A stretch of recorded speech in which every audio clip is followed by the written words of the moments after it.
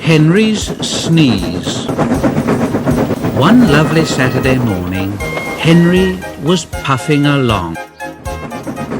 The sun shone, the fields were green, the birds sang.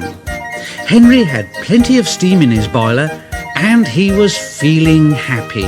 I feel so well, I feel so well, I feel so well, I feel so well. Just ahead, Henry saw some boys on a bridge, and he thought he would whistle to them and say, "Hello." "Hello, boys! Hello! Hello, boys! Ooh! Ooh! Ooh! That hurt!" Yes, it did hurt, for the boys didn't wave back at Henry and say hello. No, they dropped stones on him instead.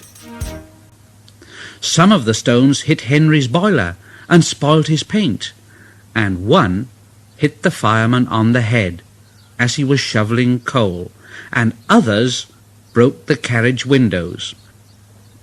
Henry was very upset. "Oh, it's a shame! It's a shame! It's a shame!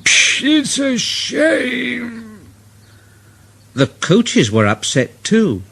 "They've broken our glass, they've broken our glass, they've broken our glass, they've broken our glass."